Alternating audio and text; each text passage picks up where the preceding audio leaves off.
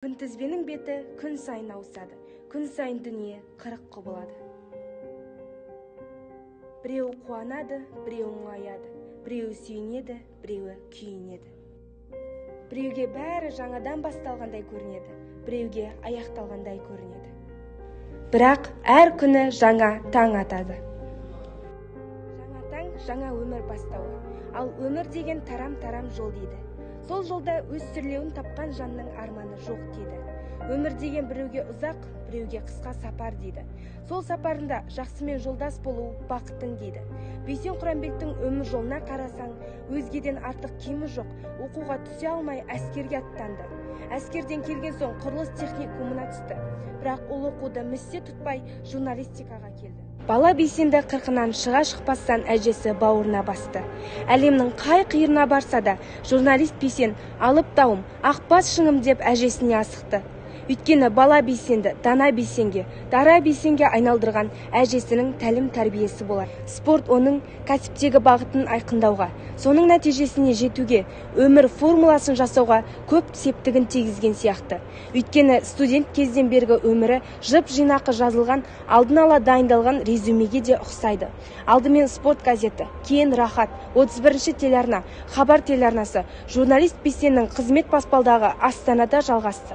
Жалпы кез келген арнаның жаңалықтар бөлімі қазанда қайнап тұрған май сияқты тәжірибесі журналистің өзі-ақ уақытта ысырап алады.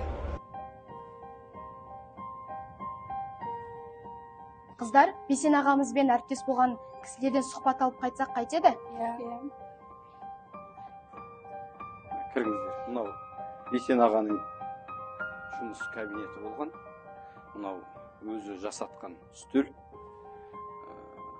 Бейсен аға негізі стандарттар жақсы көреді. Кез келген істі бөліп, жіктеп, стандартқа бөліп тастайды.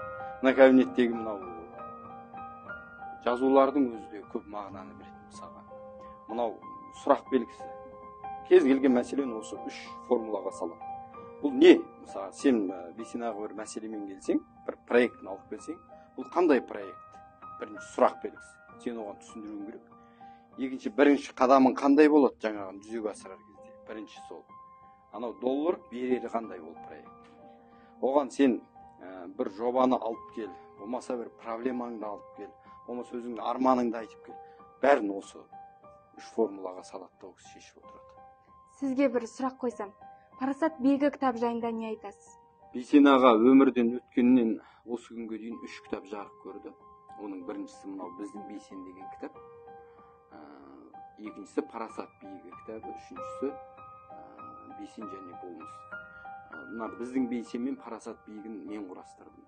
Бұны Бейсен аға қайтыс болғаннан кейін әлеуметтік желіде көп естеліктер айтылды, өлеңдер арналды, жоқтаулар жазылды. Соның бәрін жинақтап біздің Бейсен кітабына топтастырғам. Одан кейін Бейсен ағаның өзінің журналистік өмірде жазған мақалалары, газет журналдарға берген, телеарналарға берген сұхбаттары, сонымен бірге өзінің өмірлік принциптері, дағдыларын жазған, ой толғамдарын жазған жазбалары болатын. Соны мен Парасат биігі деген кітапқа топтастырдым. 3 бөліктен тұрады ол кітап. Бірінші бөлігі жаңағы сұхбаттары, бірінші бөлігі мақалалары, оның 91 жылдан бері қарай спорт газетінен бастаған еңбек жолы. Сол жерде жазған спорт репортаждары, түрлі мақалалары топтастырылды. Екінші бөлігі кейіннен мынау тележұлдызға айналғанда көп тілшілер ол кісіден сұхбат алған. Сол сұхбаттары, үшіншісі жаңа ой толғамдары жинақталды. Сізге бір тағы да сұрағымыз бар еді. Біздің Бейсен ағаның жұмыстағы көзқарасы қандай еді? Жұмыста неше түрлі басшылар болады, диктатор басшылар болады. Мен айттым, сен соны істеуің керек дегенде талап етіп тұр болады. Демократ басшылар болады. Ол сенің пікіріңмен, ұсынысыңмен санасатын басшылар. Бейсен аға сондай демократ болатын. Мына бөлмеден мен есік қағып кіргенде ол кісі ана жерде отырады.